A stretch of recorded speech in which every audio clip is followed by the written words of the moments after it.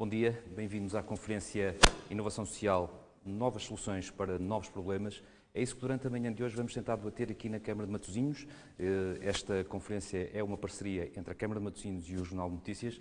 Teremos para isso um orador de grande peso, digamos assim, que sabe imenso sobre o que é isto da inovação social, sobre o que é isto do impacto social, sobre o que é isto de tentar encontrar novas soluções para novos problemas e hoje, com o problema da pandemia, essas soluções são seguramente muito importantes. Antes de passar a palavra para inaugurarmos, eu vou fazer aquilo que todos temos que fazer. Não nos podemos esquecer nunca disto, colocar a máscara.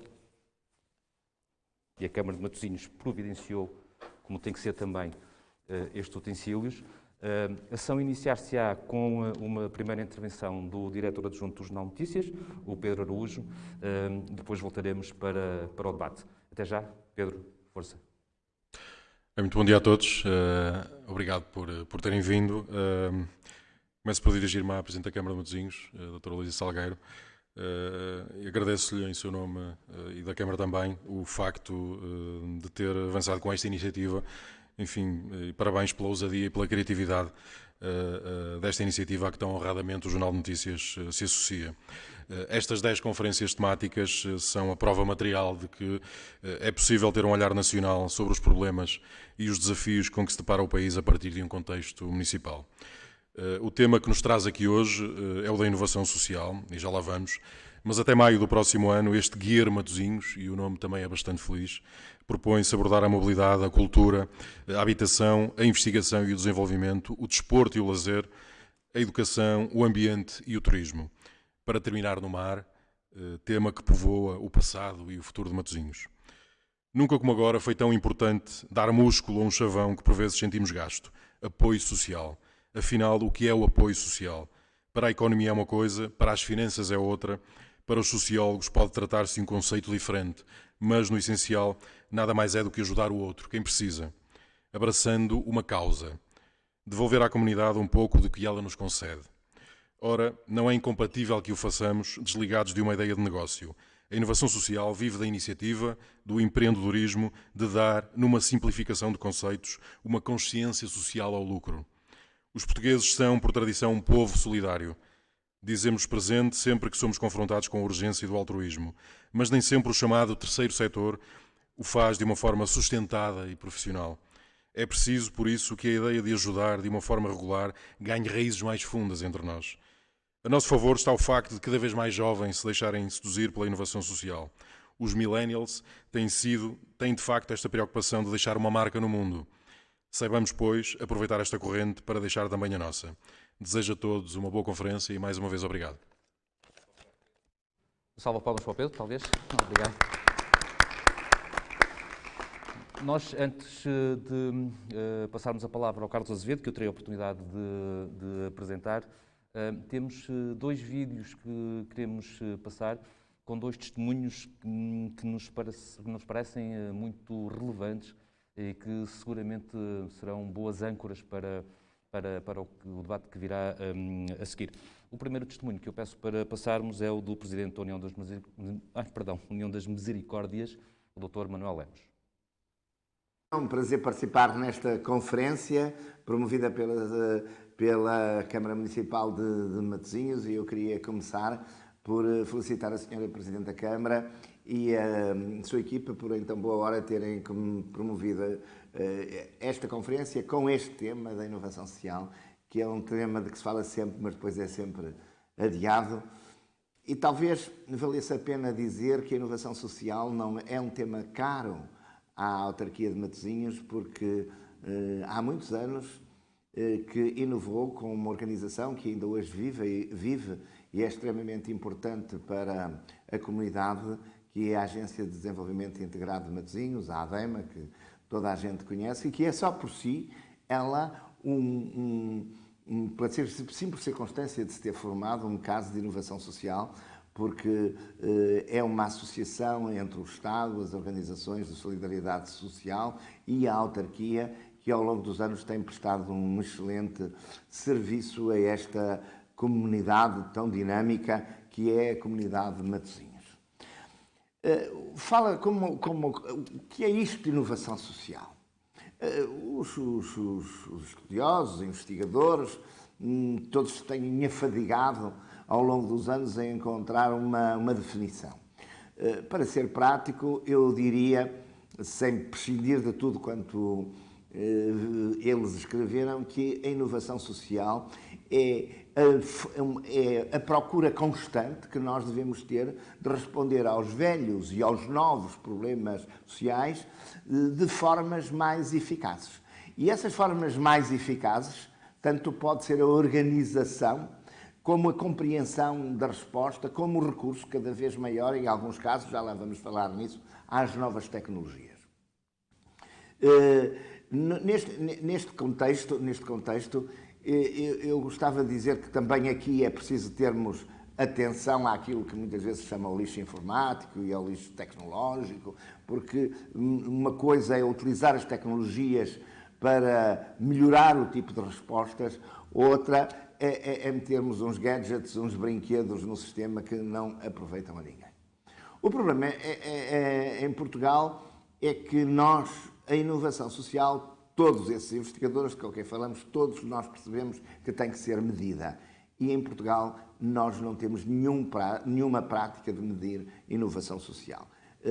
Falamos muito dela, dizemos que isto é uma coisa inovadora, mas depois não a medimos e muitas vezes também não é tão inovadora assim, porque já se fez lá atrás ou se faz ali ao lado, mudando uma pequena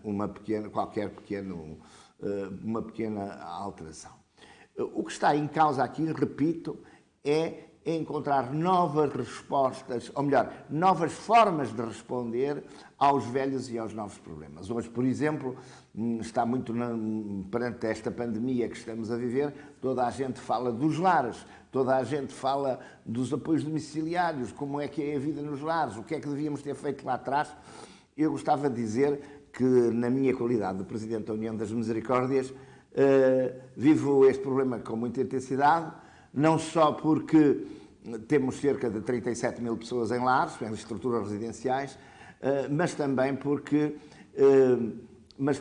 há muitos anos venho dizendo que temos que mudar o lar, temos que mudar a forma das pessoas viverem no lar, olharmos para o lar de uma forma que tenha a ver com o resultado que nós pretendemos, não é aquilo que nós achamos, não é aquilo, mas perceber, por exemplo, que nos últimos 20 anos mudou completamente o perfil do idoso em lar.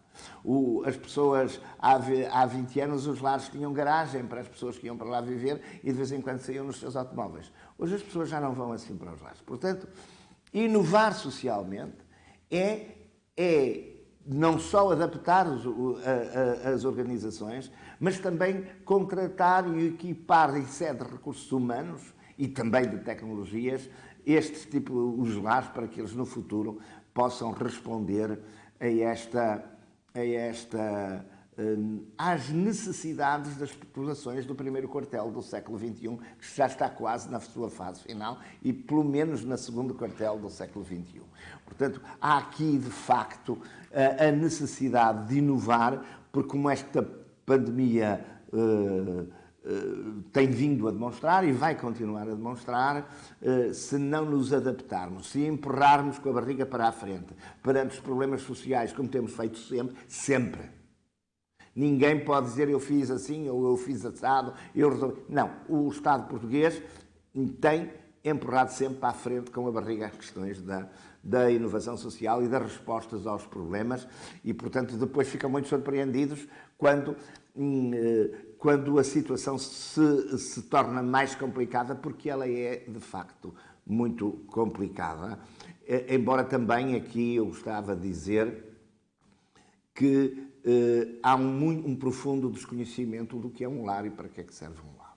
E, portanto, em todo caso, se eu tivesse que vos colocar, e não quero demorar muito, até por razões óbvias, porque o que interessa é o debate, se eu tivesse que colocar um ponto em que a inovação social vai ser mais interessante nos próximos anos, é o Serviço de Apoio Domiciliar, as chamadas respostas de SAD, SAD, Serviço de Apoio Domiciliar.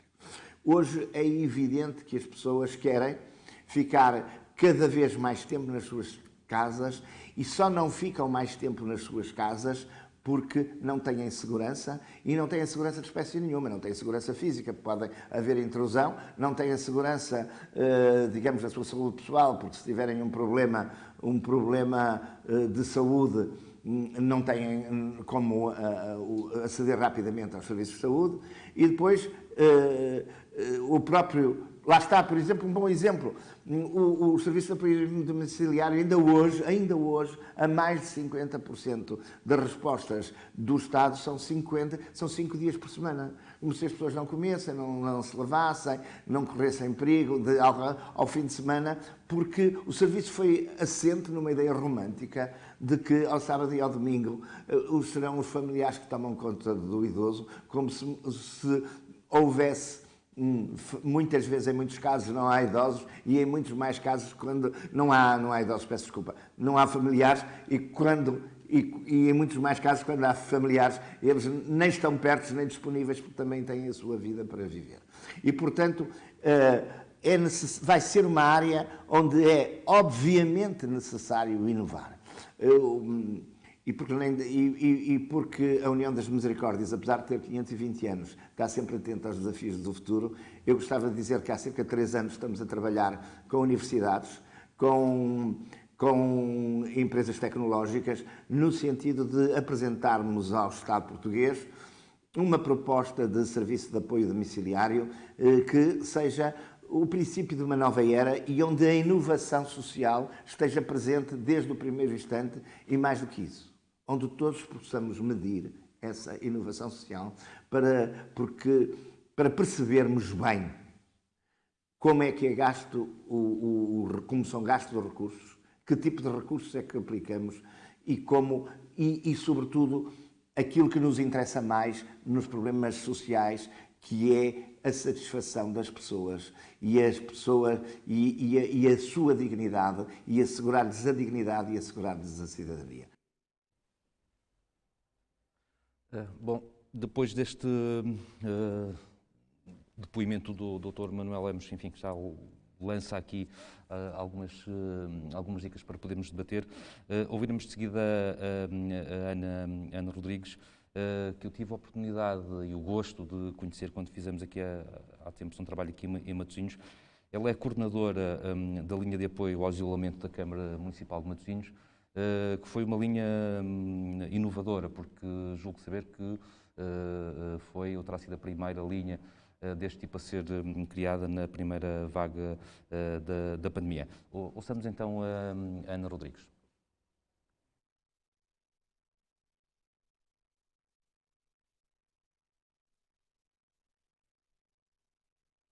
Bom dia. Correndo o risco de ser suspeito, eu quero começar por dizer que Matosinhos é reconhecidamente um município com uma forte preocupação social, um município inclusivo e que é inovador a estes níveis. No contexto da pandemia, foi óbvia a diferença deste concelho na rapidez com que se adaptou às circunstâncias e com que concertou respostas para as necessidades dos municípios.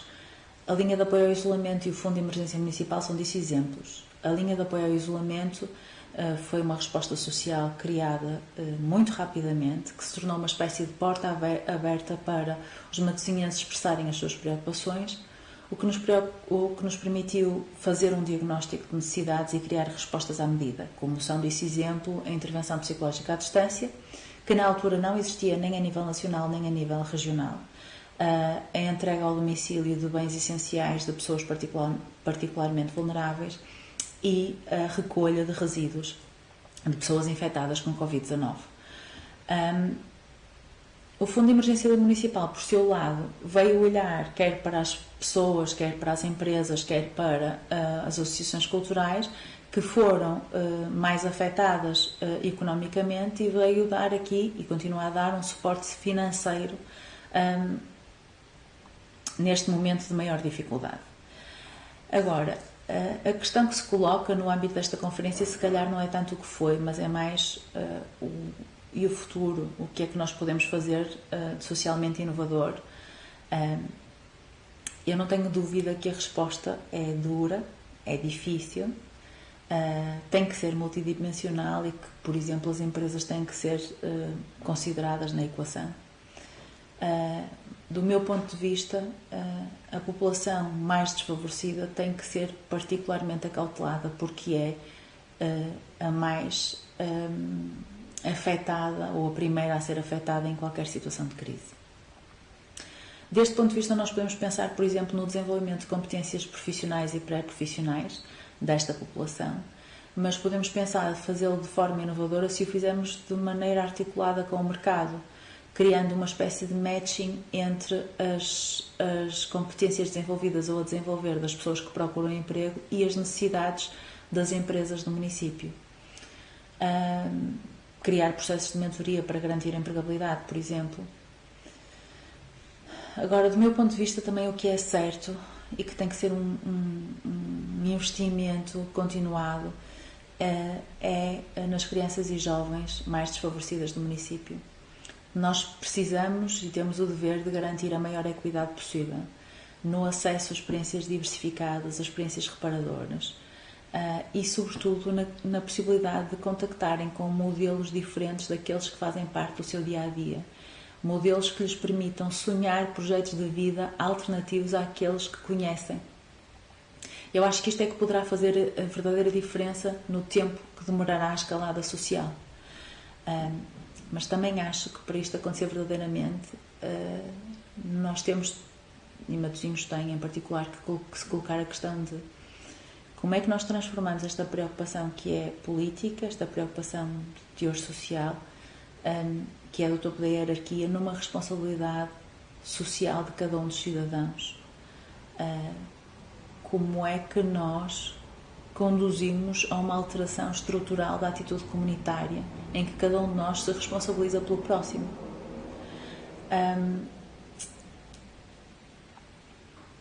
Eu acho que este será provavelmente o maior desafio da pandemia, que é como é que nós nos tornamos, depois deste distanciamento todo, mais presentes na vida do outro.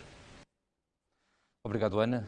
Mais um excelente testemunho para termos em conta ao longo dos nossos trabalhos. Apresento-vos agora o Carlos Azevedo, ainda que de forma bastante rápida. O Carlos é diretor executivo do Instituto de Empreendedorismo Social, Social Business School, chama-se assim, e não é seguramente por ser um nome mais ou menos engraçado. Social Business School quer dizer alguma coisa e vamos entender isso.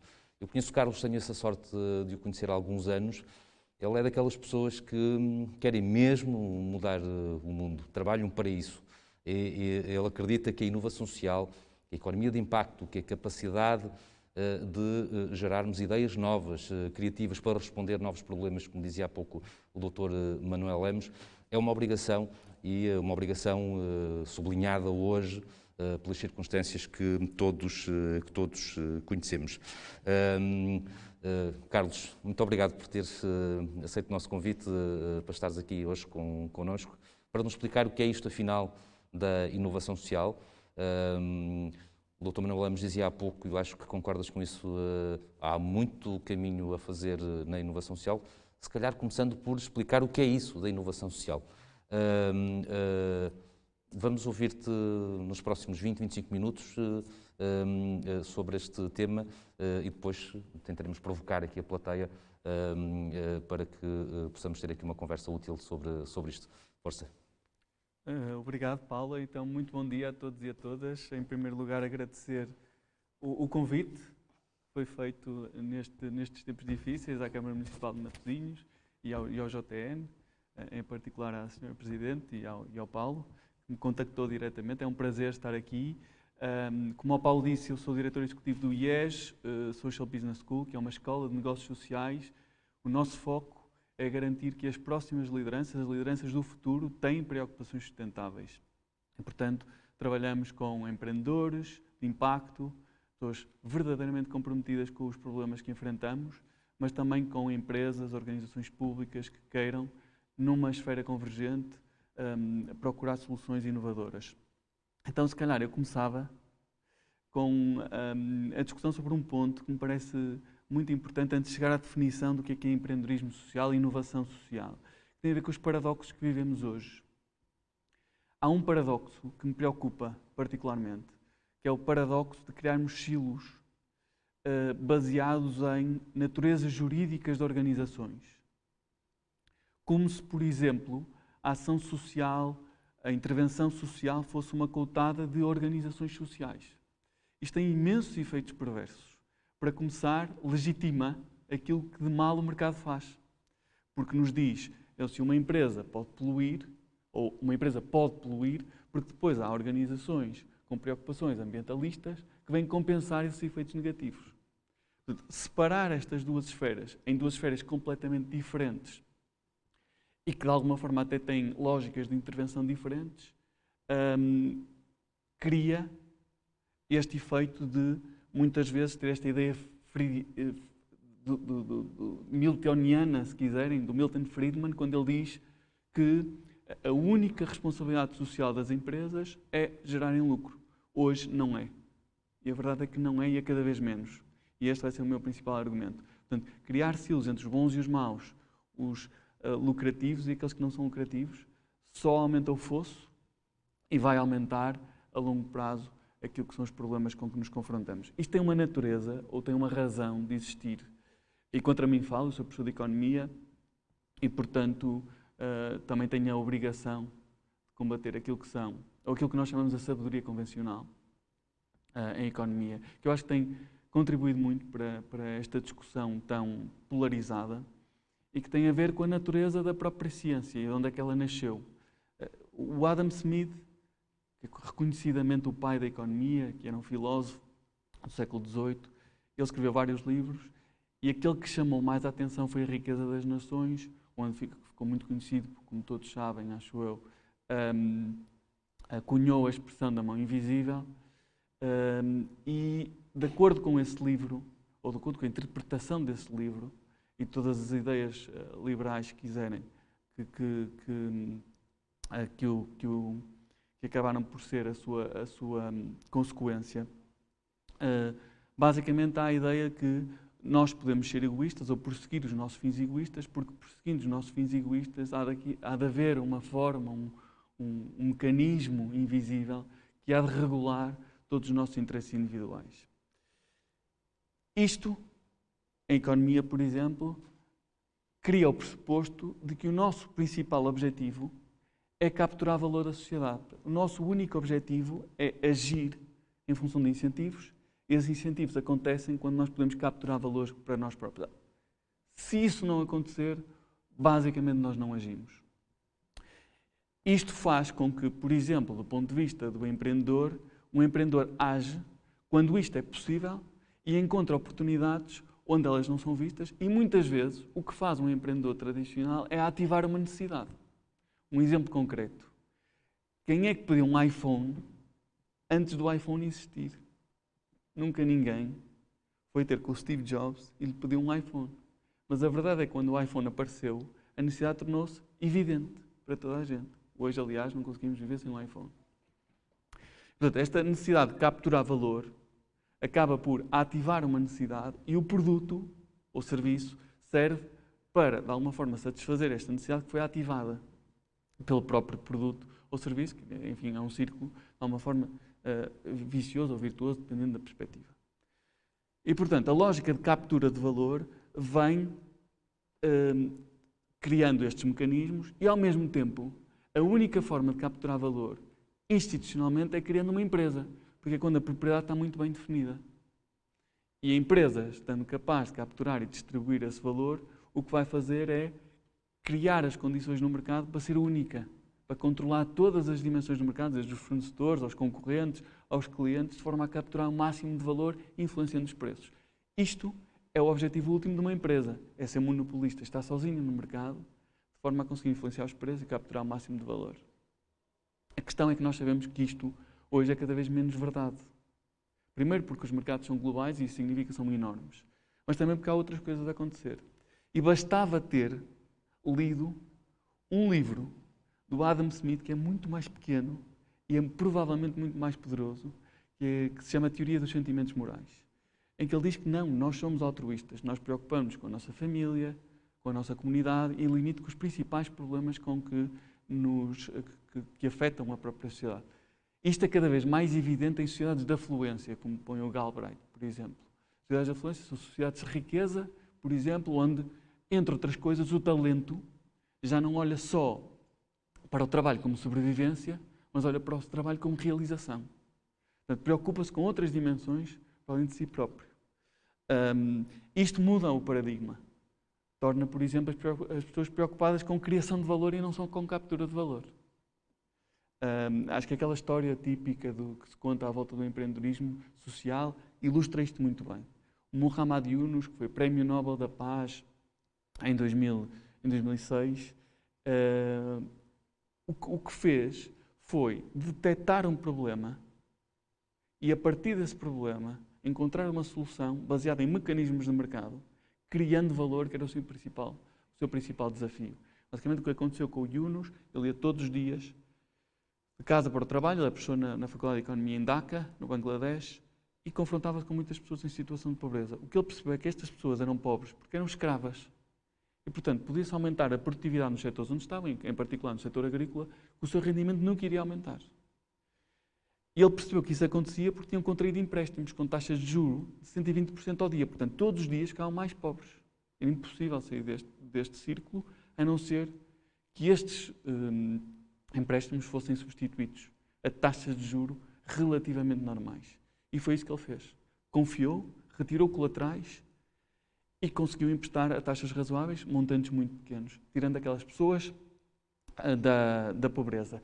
Interessante nessa história é perceber todos os efeitos que resultam deste projeto, que têm imensos impactos na sociedade.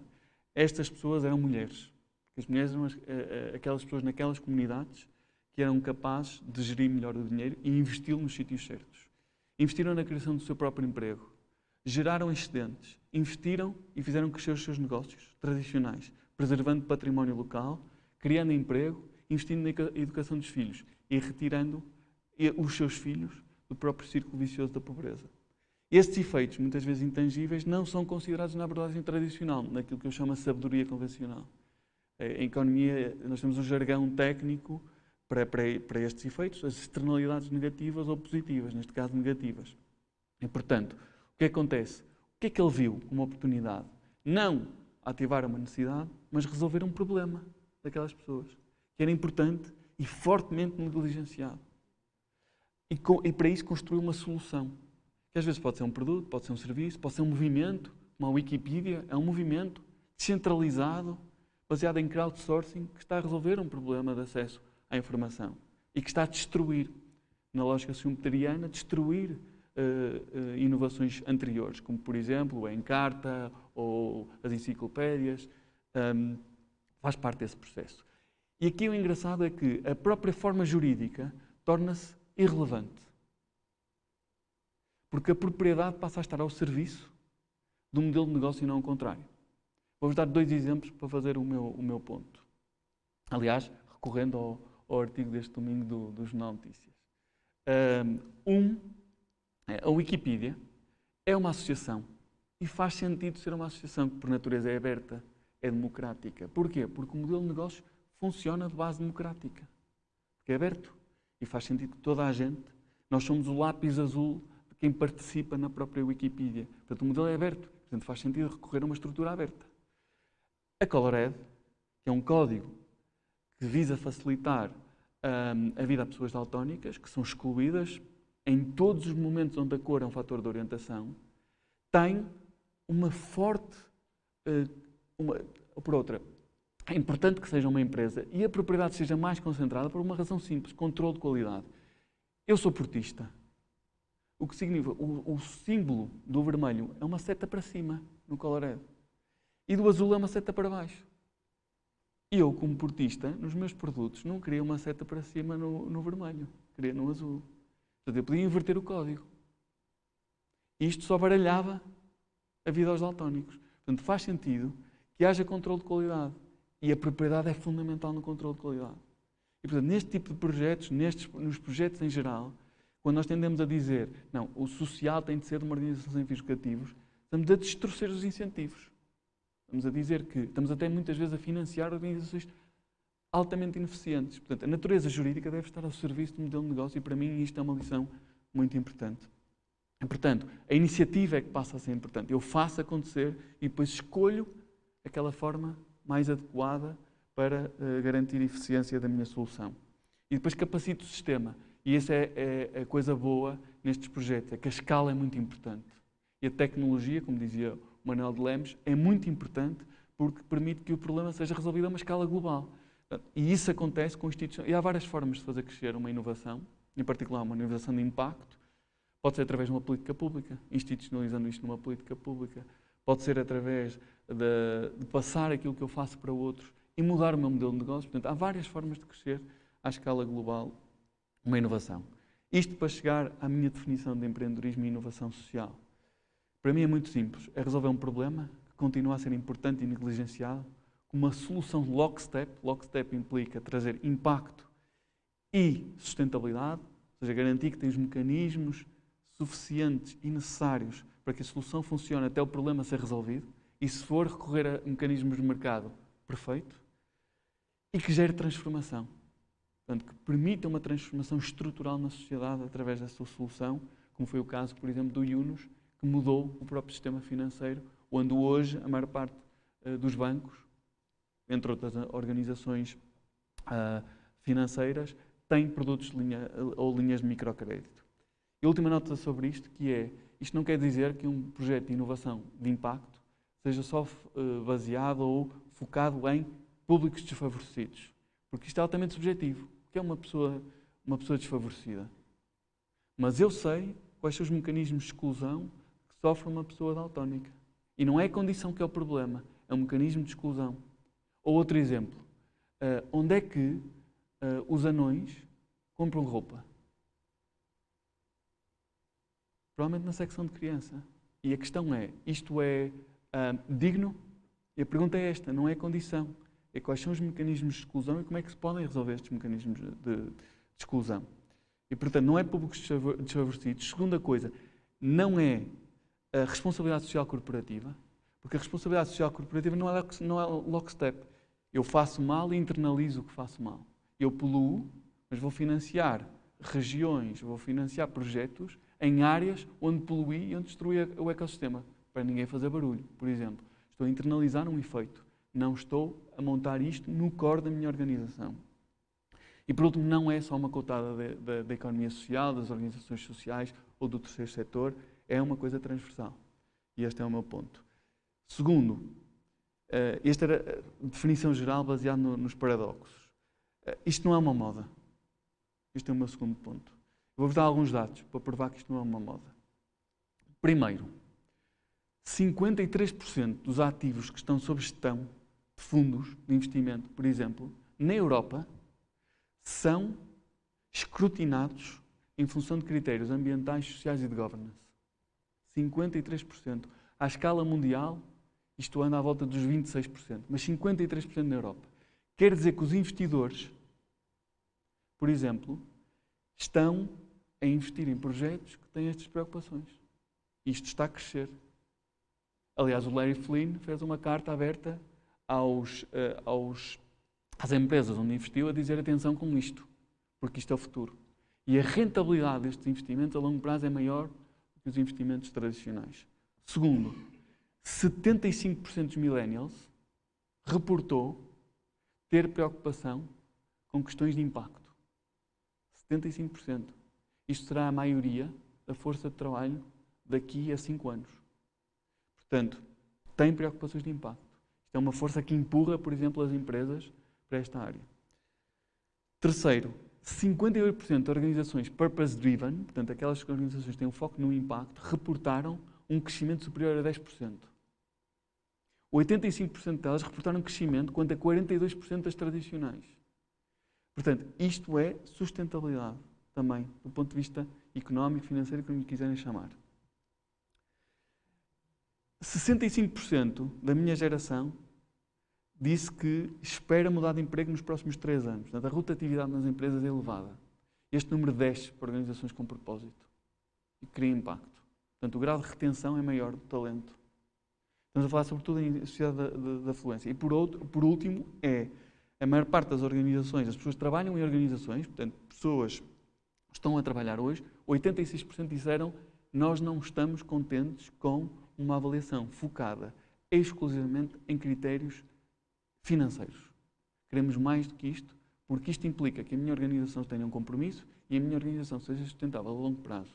Portanto, isto não é uma moda, está a acontecer e há convergência. Eu diria que há 3 forças que estão a promover esta convergência. O mercado está saturado, o que significa que para encontrar novos nichos é preciso olhar para estes problemas. Terceiro, os próprios investidores procuram este tipo de investimentos, portanto, comprometidos com o impacto. O talento está a forçar esta mudança. Por exemplo, nós trabalhamos no IES com a EDP. A EDP tem um programa que se chama Energizing, trabalha com 30 jovens promissores dentro da empresa e todo o programa é focado nos desafios da cadeia de valor, portanto, no impacto que a empresa pode ter na sociedade. E novas oportunidades, que estava há bocado a dizer, o acesso a recursos também é muito importante.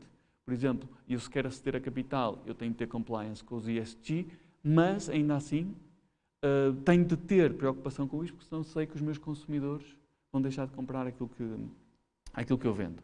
E deixem-me só dizer, aquele exemplo que eu estava a dar dos anões, é um projeto efetivo, é um marketplace para pessoas que tenham algum tipo de condição física no acesso à roupa. Foi uma aluna do INSEAD que criou este projeto e este projeto foi comprado pela Tommy Hilfiger.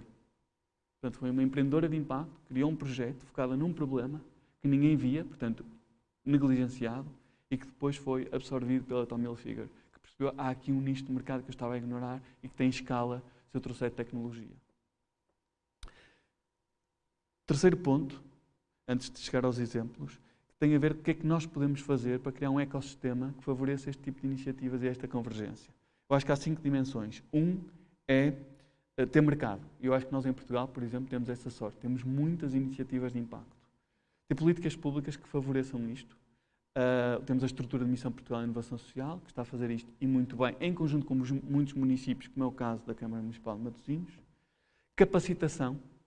Incubadoras, por exemplo, que façam este trabalho. Nós temos aqui no Norte a IRIS, que é um grande projeto de incubação e que também faz este apoio ao mercado. Ter fundos de investimento, como é o caso da MEIS, e ter capacitação do talento do futuro, como é o caso do IES. Este tipo de 3 coisas, por exemplo, eu acho que isto faz tudo de Portugal um blueprint de impacto a nível europeu. Não é por acaso que nós somos alvo de muitos estudos nesta área e promove convergência. E o que é que eu acho que vai acontecer nesta convergência? Eu acho que as políticas públicas vão mudar, porque o que está a acontecer é que este tipo de iniciativa está a mostrar que, por exemplo, a contratualização pública vai deixar de ser feita em função do número de pessoas que é atendido, mas em função do impacto que é criado. A autonomia das pessoas, redução da exclusão, com efeitos no orçamento de Estado, por exemplo. Em média, um recluso com pequenas penas tem um impacto, de pequenas penas até 12 meses, tem um impacto enorme no orçamento de Estado porque é reincidente sistematicamente. Um projeto que resolva isto poupa dinheiro ao Estado. E se o Estado pagar, investir neste projeto para recuperar parte deste investimento ou poupar dinheiro, vai ter incentivos para fazer estes contratos. Quando se perceber que isto é a realidade, no meu caso está a acontecer com a Portugal Inovação Social, isto vai mudar. Vão mudar os modelos de negócio. Por exemplo, vão ser modelos de negócio muito mais focados no impacto. Eu vou dar um exemplo aqui do Porto, que é um projeto no Cerco, que basicamente o que está a acontecer está a tentar reduzir o grau de marginalidade, capacitando os jovens através de um programa de artes marciais. Isto tem imensos efeitos positivos na comunidade, no entorno do bairro. Menos assaltos nos restaurantes, por exemplo, ou no pequeno comércio. Que estão a pagar bolsas para os jovens participarem na Academia de Artes Marciais. Estão a fazer isto por puro altruísmo? Não só. Porque estão a reduzir o número de assaltos em função disto. Porque reduz, aumenta a autoestima, um autoconhecimento dos jovens, os modelos passam a ser pessoas que são uma boa referência e não uma má referência. Portanto, tudo isto muda. Chega porque já estão mesmo a acabar. Ok, ótimo. A penúltima coisa, porque eu só gostava de dar 2 ou 3 exemplos concretos, que é, eu acho que o mercado é uma força para o bem, quando também pode ser uma força para o mal, mas é uma força para o bem, e isto está-nos a mostrar que o mercado também pode alinhar interesses pessoais com benefícios coletivos. O que é que nós temos de fazer em conjunto para isto acontecer? Eu acho que a educação tem de passar tem um papel fundamental. Mudar os sistemas de educação, porque isto vai fazer proliferar o mercado das ideias. Ou seja, não é uma coisa que o mercado das ideias tem um vício, e o vício é nós reproduzimos as ideias dominantes. Portanto, se nós na educação rompermos com ideias dominantes e pulverizarmos o mercado das ideias, vamos trazer mais iniciativa e, por isso, mais impacto para a discussão pública.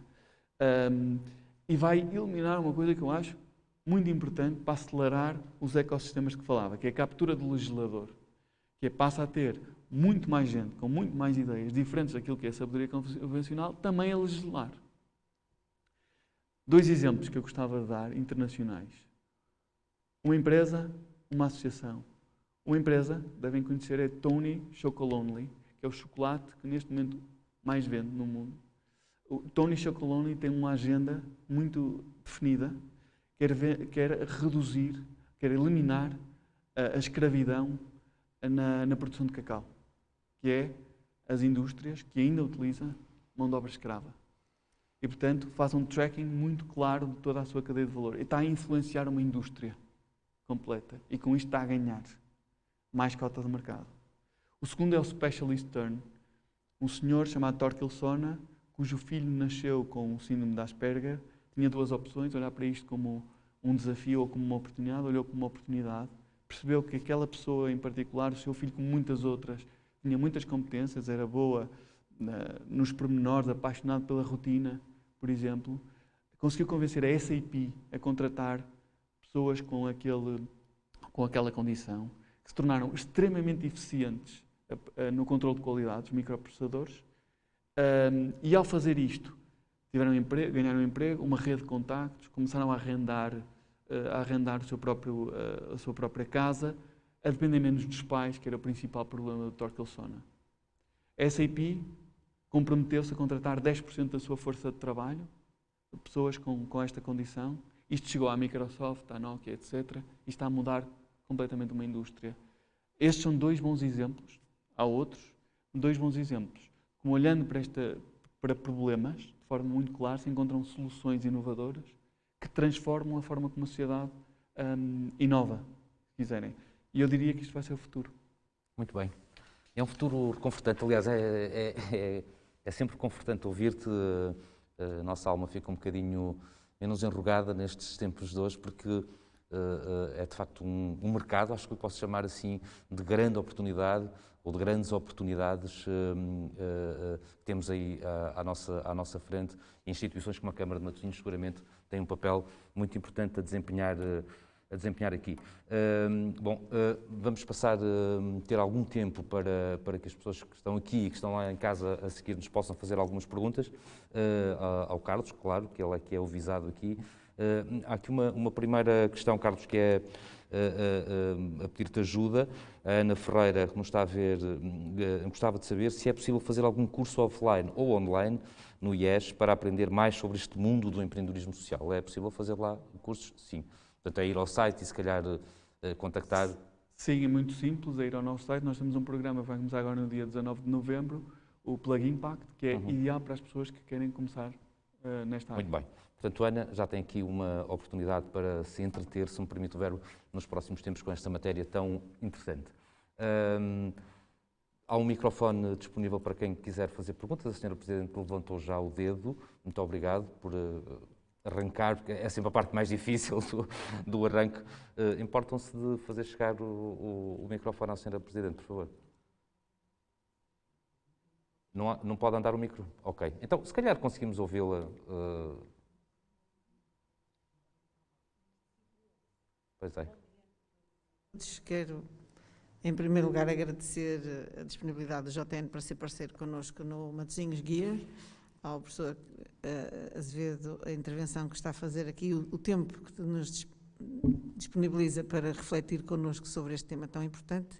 E eu gostava de abordar aqui um projeto que temos em curso em Matosinhos, que não estando relacionado tipicamente no social, mas no ambiental, que eu penso que tem muito a ver com as questões do impacto também, que tem a ver com a criação do mercado local de carbono e que se relaciona exatamente com essa necessidade de criarmos na população essa sensação de que há algo que pode fazer e que também tem uma própria necessidade e que traz efeitos para o todo. A criação do mercado de carbono, do mercado local de carbono, tem uma vertente que é retributiva, portanto, quem poupar emissões de carbono através de aplicações tecnológicas, da parceria com o CEA, que é a instituição que dá o suporte tecnológico a este projeto, e em que quem circula em veículos ou em transporte público que não emite carbono tem uma compensação direta, acumula créditos e pode trocar esses créditos, seja por novas viagens em veículos que não emitam carbono, seja por exemplo, produtos locais vendidos no mercado ou produtos biológicos, criando assim um círculo que fomente esta preocupação ambiental. Estamos a arrancar com ele, não temos muitas experiências para seguirmos e eu gostava também que nos desse a sua perspectiva relativamente à forma como nós devemos desenvolvê-lo, se lhe parece que é virtuoso ou não e como, em termos de impacto, ele pode ser avaliado.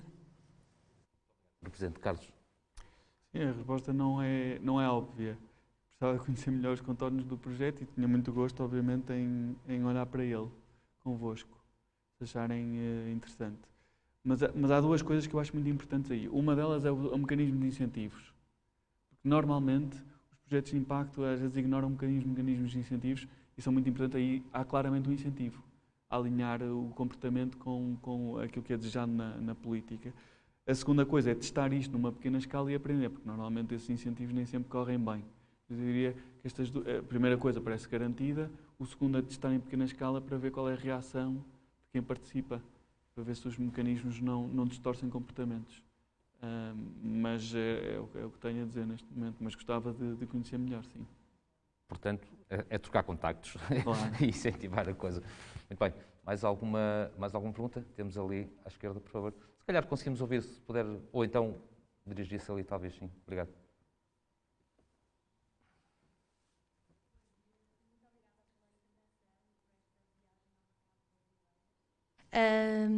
Nós pensamos que mais do que nunca, quem realmente não tiver competências ao nível... Importa só de se identificar, por favor, para ser Ana mais Rita fácil. Amado, eu trabalho na ADEIMA. Okay. Obrigado. Mais do que nunca, quem não tiver competências ao nível da literacia digital correrá agora ainda mais riscos de exclusão social e, tendencialmente, à medida que a faixa etária das pessoas aumenta, também aumenta esta infoexclusão. Gostava de perceber, do seu ponto de vista, como é que podemos responder a este problema, dado que agora, com o contexto atual, se agrava, não é? Com a generalização de medidas e respostas como, por exemplo, o ensino à distância, o trabalho à distância, reuniões online, videoconsultas, mesmo nos centros de saúde, com os médicos de família, compras online, eventos culturais e desportivos em streaming, etc. Não é? Como é que poderemos, então, pensar em novas formas de responder a este que é um problema novo? Muito obrigado, Jacinta. Obrigada. Carlos, queres responder? Perguntas difíceis. Ainda bem, não.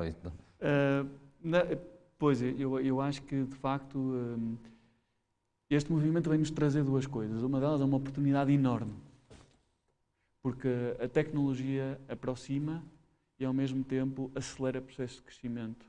No meu caso, sobretudo em mercados muito pequenos. Depois tem estes fenómenos paralelos com fenómenos de exclusão, sobretudo das populações mais velhas, mais idosas. Eu acho que aí há projetos que estão a fazer um trabalho extraordinário.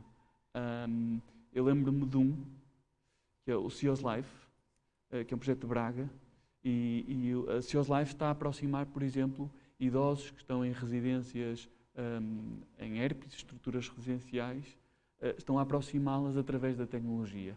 Qual é o grande desafio aí, na minha perspectiva? É simplificar a tecnologia.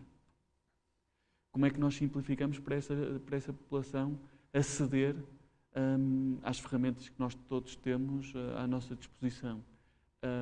Acho que depois há o efeito perverso também da tecnologia, que é outra coisa. Mas isso tudo, todas as inovações têm um efeito perverso. Mas o efeito, por exemplo, de nos alienar um bocadinho através das redes sociais, tem esse efeito perverso. Ao mesmo tempo nos aproxima, também nos aliena das grandes discussões, até da participação cívica. Portanto, aí a educação tem um papel fundamental. A escola tem um papel fundamental. Mas é uma escola que tem de ser muito mais experiencial, parece-me. Uma escola que não é uma escola de eu dou o processo para atingir um resultado, mas eu sei qual é o resultado que temos de atingir, as pessoas têm de explorar todo o processo para chegar ao objetivo. Explorar, por exemplo, dimensões de criatividade, outras competências que lhes dão uma perspectiva crítica sobre as coisas.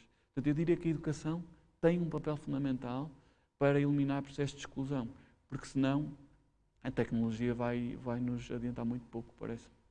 Portanto, a dimensão crítica é muito importante. A inovação na educação é muito importante, eu acho, até chegar ao mainstream. Muito bem. Terceira pergunta? Muito bem. Faz favor. Temos um público ativo, que é fantástico. Força. Olá, bom dia. Sou Sandra Rocha, sou assistente social.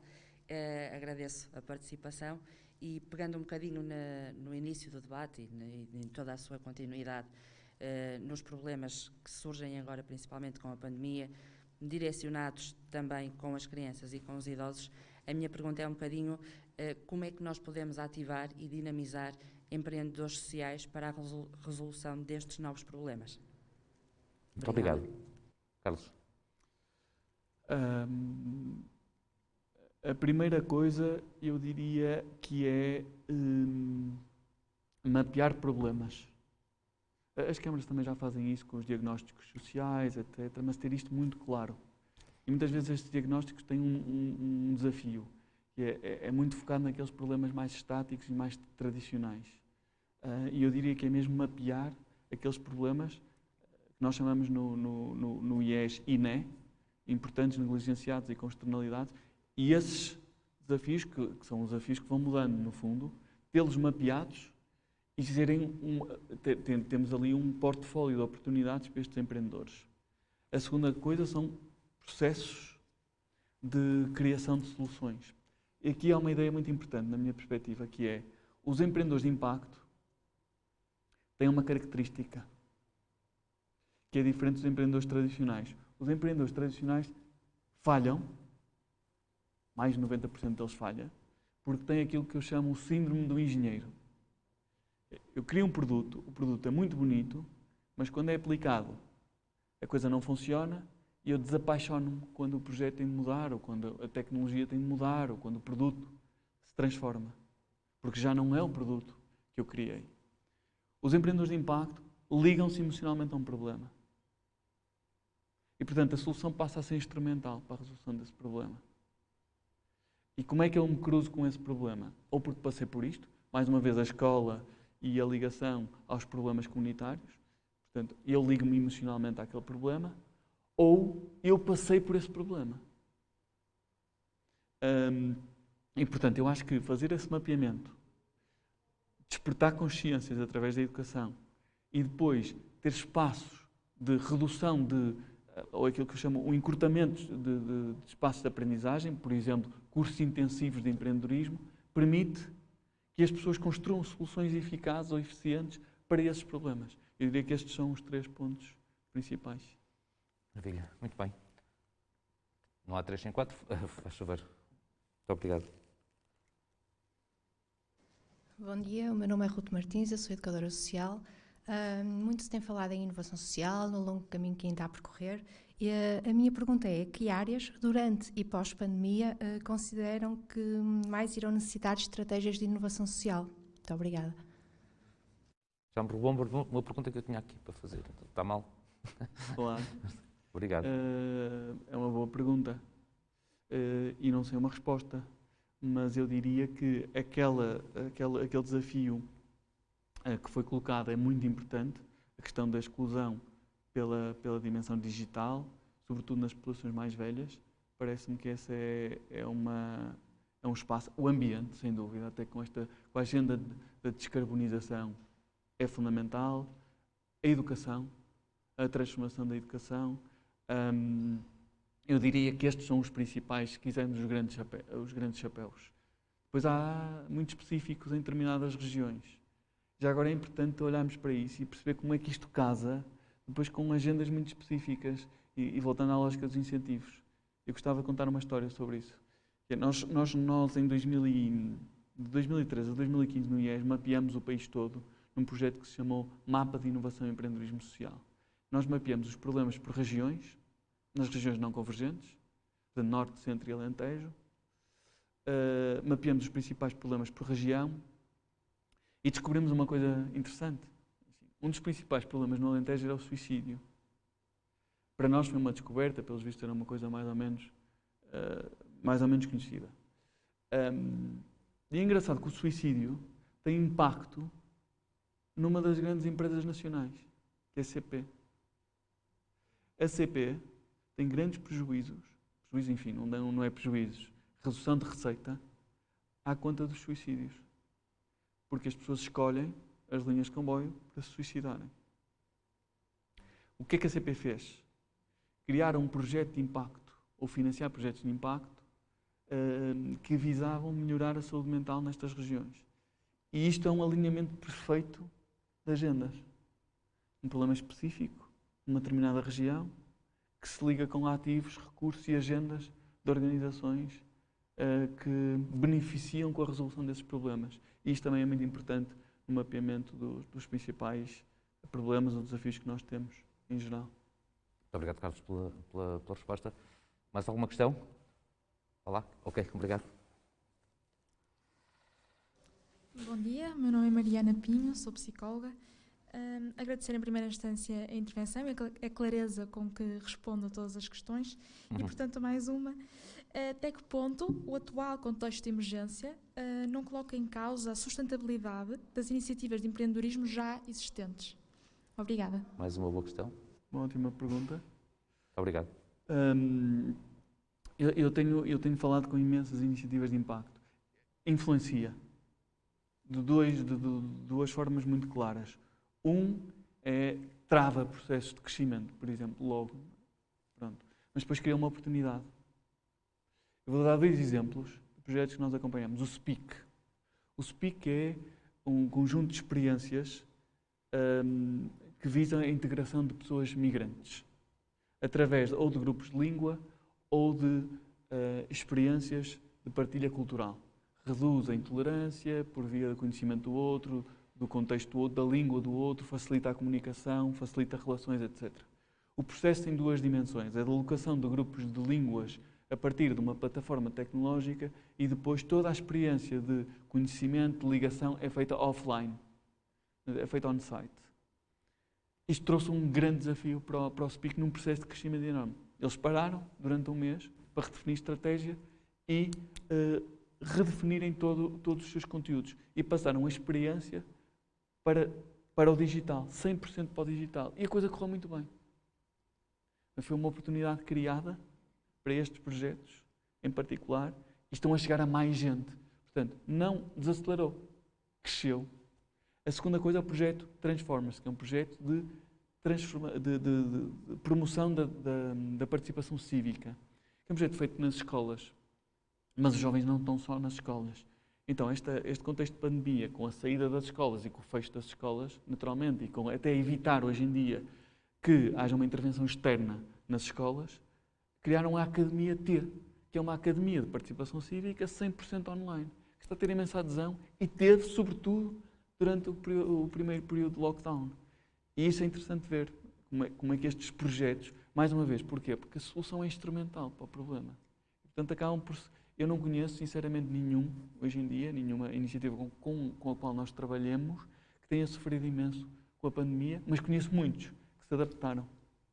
Porque o compromisso com o problema é muito forte. Isso faz com que a solução mude a cada passo e muito mais rápido.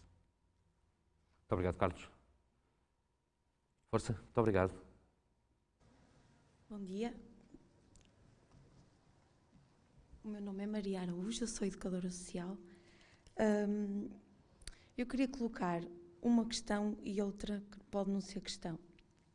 Posto isto, de tudo o que tivemos aqui a ouvir, e vivendo o que vivemos hoje em dia, em contexto de pandemia, e tendo em conta que vivemos períodos que a maior parte das pessoas se sente em isolamento, solidão, esquecidos, e porque a própria doença assim nos empurra para isso e para que sem intenção, embora intencionalmente, em alguns casos isso aconteça, e sem perder sempre a parte do afeto, que penso que com a pandemia estamos a tentar não esquecer, mas tem sido difícil trabalhar nesse sentido, não esquecer a parte da afetividade, do trato, que são coisas que não custa dinheiro, que a economia não prevê aí custos, e o impacto nunca se pode perder a noção do que é perder o afeto, sobretudo nos idosos, nas crianças e nos adolescentes. Queria colocar-lhe a questão: quais os desafios no contexto atual da própria inovação social, não perdendo nunca estes dois temas que lhe acabei de mencionar? Obrigada. Obrigado. São 3 coisas sobre isso. A economia é uma ciência social. Isso é muito importante que seja claro, porque muitas vezes nós dissociamos a economia das ciências sociais, da discussão ecuménica que eu acho que deve haver entre ciências sociais e não só, mas também. E o objetivo da economia como ciência é procurar a melhor forma de alocar os recursos, de forma a que mais pessoas vivam melhor em sociedade. Por isso é que eu acho que está muito ligado a estas coisas. A segunda é que eu esqueci-me de responder há bocado, que é estes períodos exigem uma resposta assistencial e de emergência. E eu estava-me a focar mais nos processos de inovação e de empreendedorismo e não tanto nos processos de emergência e de assistencialismo, que eu acho que são fundamentais nesta fase. Não conseguimos viver ou passar por estas dimensões de crise sem uma resposta de emergência altamente eficiente. Pronto. E aí há várias disciplinas que estudam isto, não é propriamente aquilo que eu faço mais e melhor, mas, por exemplo, estudos de cadeia de valor das situações de emergência. Quer à escala global, quer à escala municipal, por exemplo. E aí acho que falta, por exemplo, integração de rede. Há muitas dimensões de gestão de emergência que falham e que é preciso olhar para elas de forma mesmo séria. Porque é uma área de especialidade e é uma área muito emergente e muito importante. A terceira coisa é maiores desafios. Os maiores desafios que eu diria hoje é isto deixar de ser uma prioridade. Porque isto, quer dizer, a Covid é um tema, eu diria que hoje em dia nós estamos monotemáticos em todas as dimensões da nossa vida, o que significa que estes processos de inovação passam para segundo plano. Por exemplo, será que o Governo e tudo aquilo que está a montar em função da próxima leva de fundos estruturais tem isto como um princípio transversal? Será que fez uma avaliação daquilo que foi a estrutura de Missão Portugal e Inovação Social e os seus resultados? Será que vai continuar ou reforçar aquilo que... Porque senão, se isto não acontecer, vamos dar muitos passos para trás.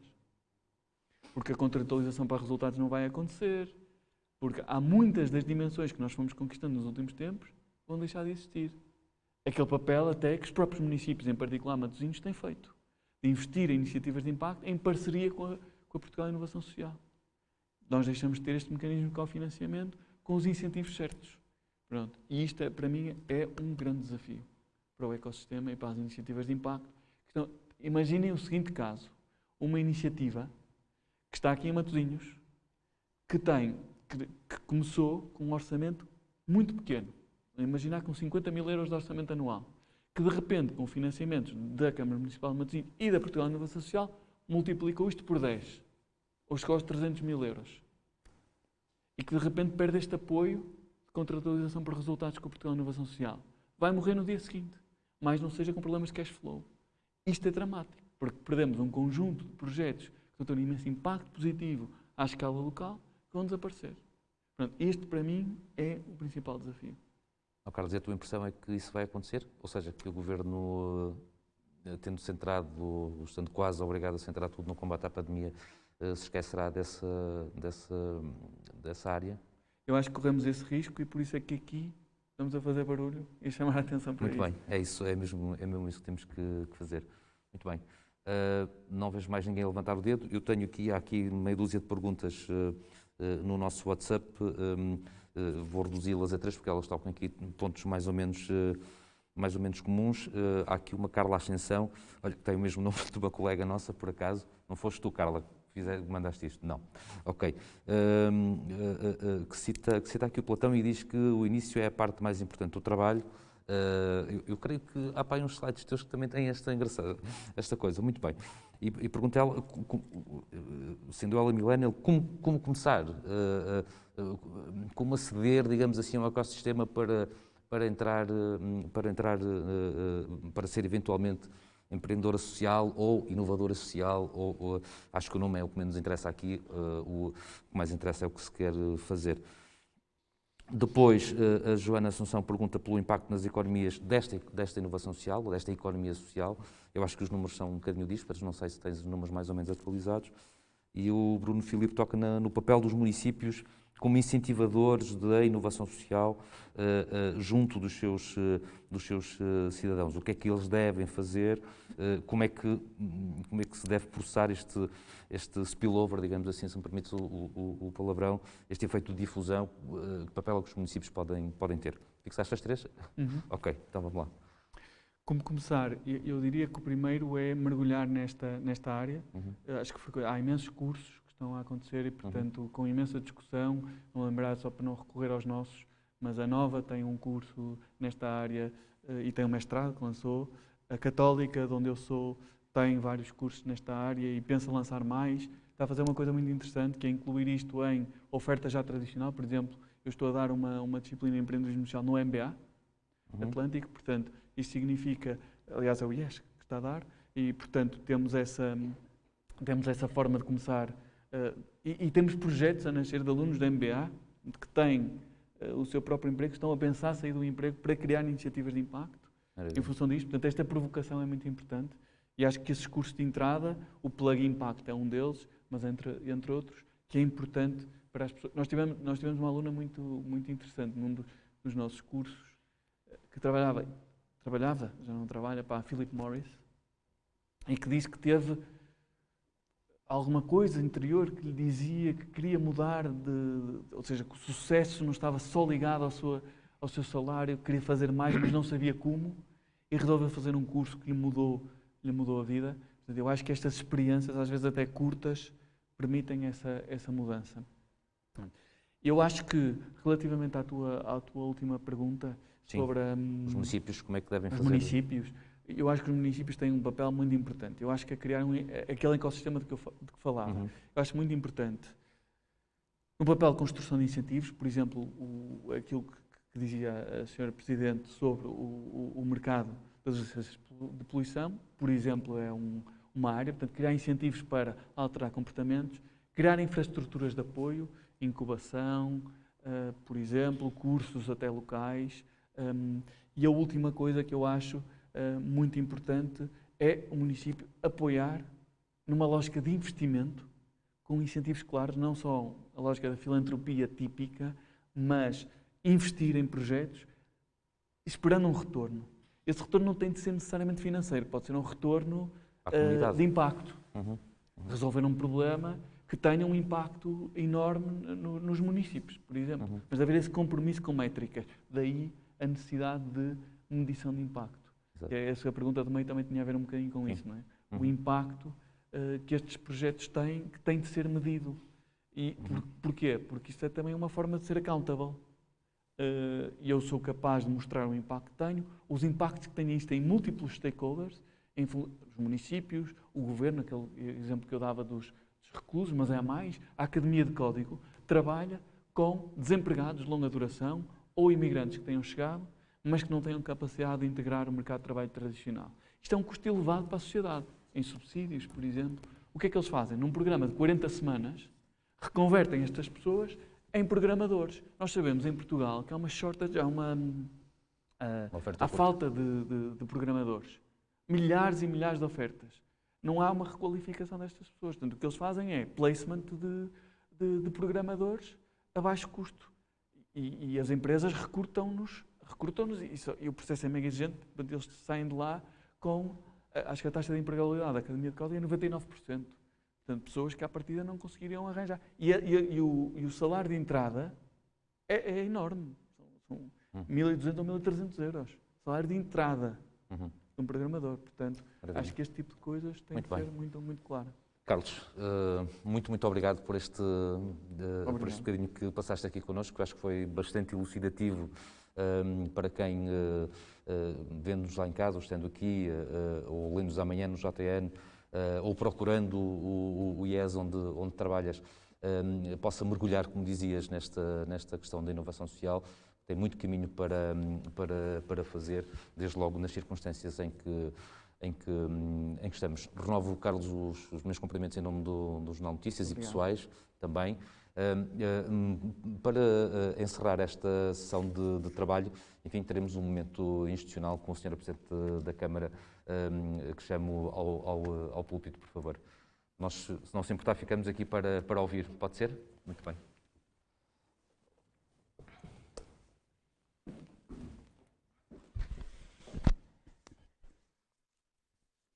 Muito bom dia a todas e a todos. Quero dar as boas-vindas a todos que podem assistir, seja os escassos que estão aqui nesta sala, seja, espero que muitos, pelas redes sociais. Um agradecimento e uma palavra muito especial ao Jornal Notícias por aceitar estar connosco e, de algum modo, aceitar e nos desafiar, assim, recíproco, na realização destas conferências, que são particularmente desafiantes nestes tempos que vivemos. Um agradecimento também ao professor Carlos Azevedo por estar connosco aqui a partilhar o seu muito conhecimento e a perspectiva que tem de algo que pode resultar de forma definitiva na nossa vida das instituições e das pessoas, e a toda a equipa que permite que isto aconteça. Nós, há algum tempo que vimos falando da organização das conferências de Matosinhos, que já tinham iniciado antes, foram interrompidas e andamos a debater como as havíamos de fazer. Nunca pensamos que seria desta forma. Acabamos por arrancar no período mais difícil, em que temos de estar todos afastados uns dos outros, e a primeira nota é que nós estaríamos à espera de um auditório cheio de pessoas, e não podemos ter esse auditório, mas espero que o número de pessoas que alcancemos seja superior a um grande auditório. Agradecer muito à equipa que aqui está, somos poucos, praticamente o executivo que é verdadeiramente responsável por tudo o que acontece e algumas pessoas que permitimos a entrada. E salientar que poucos momentos poderiam ser tão adequados para debater este tema. Aliás, nós fizemos uma reprogramação na agenda, porque a inovação social, as questões sociais são, sem dúvida, e juntando aqui social e saúde, aqueles que nos colocam neste momento neste monotema, como disse, que nos aflige diariamente. Escolhemos o título para as conferências Matosinhos Gear, exatamente para este entrosamento que é necessário entre todos os parceiros da comunidade, e começamos então pela inovação social. Eu gostei muito de ouvir o Dr. Manuel Lemos, ele é um grande conhecedor do tema em termos nacionais e um matosinhense apaixonado que nos acompanha há muitos anos nesta intervenção, e quando ele nos disse que quando pensamos em inovação social não é apenas em fazer algo novo, é em manter tudo o que já fazemos e acrescentar novas respostas para os antigos problemas e para os novos problemas. A inovação não é novas respostas para novos problemas, é também manter as velhas respostas para velhos problemas e novas respostas para problemas antigos. Quando começamos, designadamente com a ADEIMA, que o Dr. Manuel Lemos referiu, no âmbito do programa da luta contra a pobreza, eu não estava aqui na Câmara, foram nos anteriores mandatos, uma das grandes necessidades foi dar competências básicas às pessoas e apareceu a necessidade de fornecer refeições. Não estava equacionado o fornecimento de alimentação e compreendeu-se que algumas das pessoas que iam a essas aulas iam porque iam aprender, mas também iam porque havia jantar. Portanto, foi uma necessidade que surgiu na altura e que se teve de responder. Foi uma nova necessidade e uma resposta tradicional que se teve de criar na altura e que se tem de manter hoje. Não no mesmo modelo do programa do ensino recorrente, que já não existe, existem agora novas respostas, mas continuamos a ter de suprir necessidades como esta, de acesso à alimentação. E quando, em março, nos deparamos com um cenário em que foi preciso responder a uma realidade absolutamente desconhecida para todos, em que ninguém teve a oportunidade de testar previamente, foi responder à pandemia ao momento. Das primeiras respostas que criamos foi aquela que a Ana aqui testemunhou e que ela coordenou, que foi uma linha de apoio ao isolamento, em que uma das necessidades que teve foi de entregar alimentação às pessoas, fazer-lhes chegar os alimentos. Por 2 tipos de razões. Porque as pessoas não tinham condição financeira para suportar, mas outro diferente para nós, que eram as pessoas que tinham bastantes recursos para comprar os alimentos, mas não podiam sair de casa. E, portanto, fazia-nos uma lista quase gourmet para que lhes chegassem os produtos. E nós respondemos a essas exigências e fomos aos supermercados, mesmo aos mais exclusivos, para lhes fazer chegar, porque não era uma questão financeira, era um problema de acesso aos alimentos. E, portanto, a inovação está a ser testada diariamente em cada uma das ações que nós temos e que fazemos, quer numa resposta direta do município, quer, sobretudo, numa estratégia que há muito vimos desenvolvendo, que é de empoderar a comunidade, reforçar os recursos que as próprias instituições, sejam sociais ou não temos de falar apenas das IPSS, ser parceira e acrescentar aquilo que lhes falta. Nós somos parceiros de muitos projetos em termos da economia social para o programa de impacto, quer fazendo com que as nossas escolas de surf possam preparar aulas para pessoas com deficiência que nunca sonharam em praticar essa atividade, fazer surf, quer com o Hospital Pedro Espano e com a equipa de neurologia para estudarmos precocemente os sinais de declínio cognitivo para que possamos ter uma resposta em termos de saúde mental que nos indique algumas pistas que possam inverter o número tão significativo de novos casos que vão surgindo na sociedade, e nós somos parceiros com uma boa fatia em termos orçamentais para que haja condições. Não é o hospital, é uma equipa de neurologistas do Pedro Espano que estão a tentar fazer este estudo e que é essencial para nós e, portanto, nós somos também parceiros nessa área, quer para o facilitar de encaminhamento para o mercado de trabalho de pessoas com mais de 55 anos. E, portanto, tudo isto nós não queremos saber fazer, não queremos fazer, queremos apenas respaldar as competências e os recursos que as instituições têm para que elas próprias o desenvolvam e garantir que aquilo que aqui foi dito não aconteça, que é neste momento se desloquem os recursos para outras prioridades. Esta continua a ser uma prioridade, esperamos que em termos nacionais que os recursos continuem disponíveis. Eu pessoalmente não tenho dúvidas, nem quero pensar que isso possa acontecer, para mim isso é estável. E a Câmara também não faltará, pelo contrário, poderemos até ter de ir mais longe para garantir que tudo se mantenha em funcionamento. A pior crise que nos aconteceria era, para além da situação da pandemia, era permitirmos uma falência de todas estas respostas, porque isso terá uma implicação a médio prazo brutal na nossa sociedade e não podemos permitir que isso aconteça. E acomodar, até por vezes em instalações, apenas instalações, experiências como o Centro de Incentivar a Partilha, que é gerido pela Universidade Católica e que está aqui numa instalação nossa, que agrega um conjunto de empreendedores sociais que visa, por exemplo, o apoio ao microcrédito, o combate ao desperdício alimentar e que estão sediadas em instalações do município.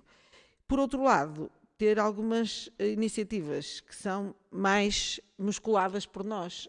Não posso deixar de salientar aqui o facto de o município ter sido dos primeiros a aceitar a delegação de competências em termos de educação e, a partir dessas competências que passou a ter, criar um currículo local que tem, na base curricular, desde os anos mais precoces, matérias como a programação, como o código, ou como robótica, ou um método de violino, método Suzuki, que desde o início da sua vida as nossas crianças estão a experimentar numa escola pública, que não distingue ninguém à entrada e, portanto, não é preciso as famílias terem recursos especiais para que os seus filhos aprendam desde pequeno a linguagem de programação ou linguagem de código para que possam exatamente depois competir em qualquer latitude com os melhores empregos e o novo mercado de trabalho, mas também criar programas de autonomia e flexibilidade curricular, como temos, por exemplo, na Escola do Padrão da Légua, que adapta o currículo à própria comunidade, que é uma experiência que esta autonomia em termos de educação nos permite e que nós queremos testar para verificar se é possível ou não, com esta ferramenta que nos foi dada e com uma comunidade educativa e agrupamentos de escola com muita autonomia que lhes é conferida e com muitos recursos, poder testar a partir de Matosinhos como é possível que a escola pública se adapte à sua própria comunidade, à idiosincrasia dos seus alunos, das suas famílias, e a partir daqui ter ganhos, não só no combate ao insucesso escolar, que ainda continua a apresentar números não como os há uma década atrás, mas ainda assim preocupantes, e promover o sucesso escolar e melhor entrosamento entre os alunos, o currículo tradicional e a sua própria comunidade. Ou uma escola de segunda oportunidade que, como o nome indica, permite que os alunos e as alunas que se afastaram da escola, que já não conseguem enquadrar-se no nosso modelo, terem uma resposta alternativa que, através de competências mais físicas, musicais ou da dança, conseguem regressar à escola e completar o seu ciclo para que não sejam excluídos do mercado de trabalho a priori. A Escola de Segunda Oportunidade é, sem dúvida, um exemplo de que nós temos orgulho, que não é uma iniciativa do município, é uma iniciativa de uma associação que pertence à rede europeia de escolas de segunda oportunidade e que está a mostrar como é possível reganhar tantos alunos que se consideravam a priori perdidos.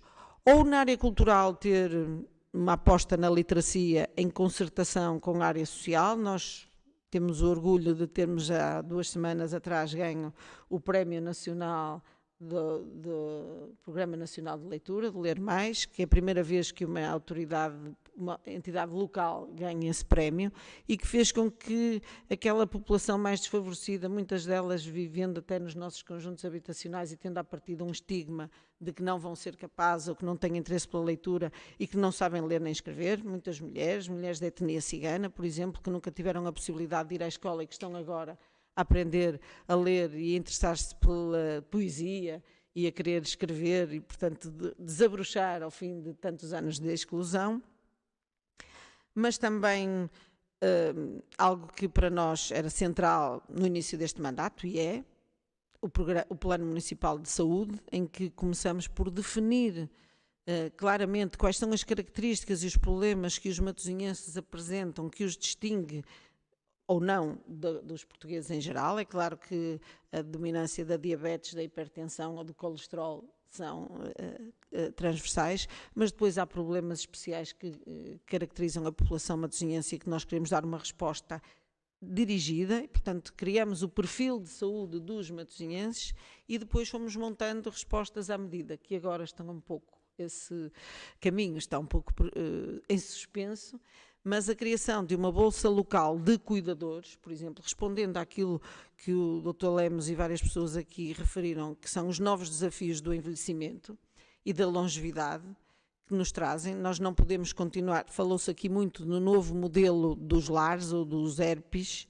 que eu não gosto nada de chamar as estruturas residenciais, porque não são só estruturas residenciais, têm de ser muito mais que residências. As pessoas que hoje estão nestes estabelecimentos precisam mais do que residir lá, precisam de muitos serviços associados, sob pena do nosso Serviço Nacional de Saúde não lhes conseguir responder. Portanto, são estruturas que são muito para além de residenciais, mas que criando uma bolsa de cuidadores, que no nosso caso não são cuidadores informais, são cuidadores formais, porque são remunerados e a Câmara, e através da ADEMA, paga um vencimento a estas pessoas que vão para casa dos dependentes, permitindo que quem cuida deles também tenham algum descanso, algum tempo livre e, a partir desta experiência que estamos agora a desenvolver, poder criar um modelo nacional. E não tenho grandes dúvidas de que Portugal, falo apenas a nossa escala, tem obrigatoriamente de encarar esta resposta dirigida ao dependente, não apenas em instituições partilhadas, mas sim, como disse o Dr. Lemos, Eu não vejo isto como um apoio domiciliário, eu vejo como um apoio personalizado, em que o Estado, neste caso é uma autarquia, mas tem de ser o Estado a suportar o custo destes profissionais que vão para casa de quem precisa cuidar deles no seu local de residência, onde estiveram toda a vida, evitando que tenham de, no final de vida, sair de casa para terem dignidade no tratamento e acesso a tratamentos de topo, como muitas vezes exigem, quer as pessoas que estão em situação de dependência física, quer o que é cada vez mais frequente, a dependência por questões de saúde mental. É, portanto, em permanência que nós encaramos estas condições em que vivem os matosinhenses, que vivem as portuguesas e os portugueses, e que neste momento tem, espero eu, um epicentro com a crise que a pandemia nos trouxe rapidamente a partir de março e que faz com que diariamente nós tenhamos de ser capazes de criar as respostas novas à medida das necessidades também novas e imprevistas. Ainda ontem e hoje no final desta conferência o que faremos, face às novas medidas de confinamento e olhando nós para o setor da restauração, que é um dos cartões de visita do nosso Conselho, decidimos criar uma resposta de transporte para que os restaurantes possam entregar as refeições em casa dos seus clientes, sem que isso signifique nem um custo para os restaurantes, nem um custo para os clientes, ou, agora no Natal, trocar alguma da animação que havia na cidade. Nós não vamos deixar Matosinhos completamente às escuras, porque não podemos deixar essa imagem de falta de vida nesta quadra natalícia em particular, mas afetando alguns desses recursos para que se estimule o comércio local, criando cartões de presente e um mercado virtual, um mercado natal virtual, para chegar às pessoas, para permitir que elas façam compras nas suas casas e que o nosso comércio também sobreviva a este momento tão difícil. Poucos espaços, penso eu, como uma autarquia, terão esta multiplicidade de problemas, estas equipas como nós temos, porque tudo isto só é possível fazer graças a equipas fantásticas, dedicadas, de funcionários públicos, que durante muitos anos, muitas vezes viveram com o estigma de que o funcionário público gostava de trabalhar a horas certas e pouco. E eu sou testemunha de que os funcionários públicos trabalham sempre que é preciso como um ordenado baixo. É ao contrário daquilo que se foi alimentando na sociedade. Não é possível remunerar mais os nossos funcionários, mesmo que eles sejam excelentes, como são a maioria dos nossos, e ainda assim estarem disponíveis 24 horas por dia, 7 dias por semana, mesmo antes do teletrabalho.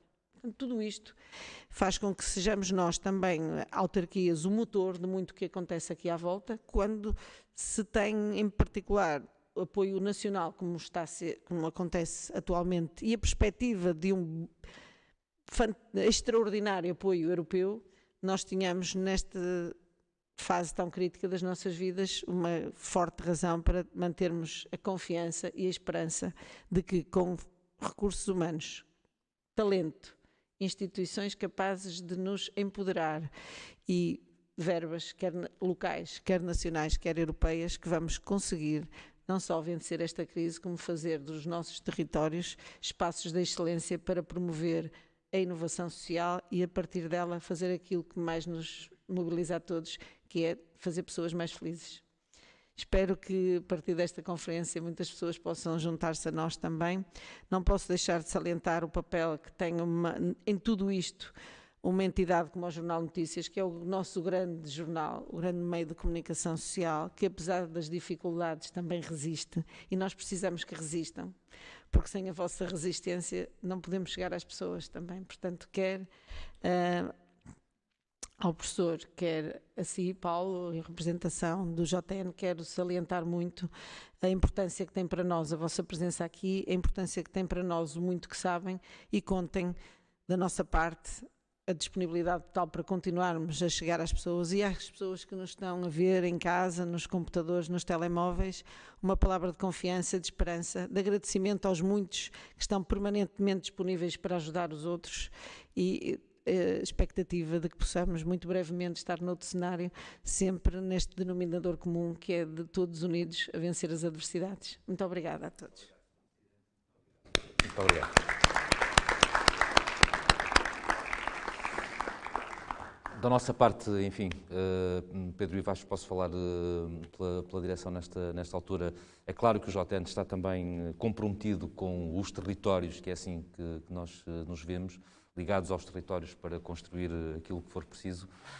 Termina aqui esta primeira de 10 conferências que faremos este ano e no próximo ano com a Câmara de Matosinhos. Esperamos ter sido úteis, porque afinal é esse o objetivo último destas conversas.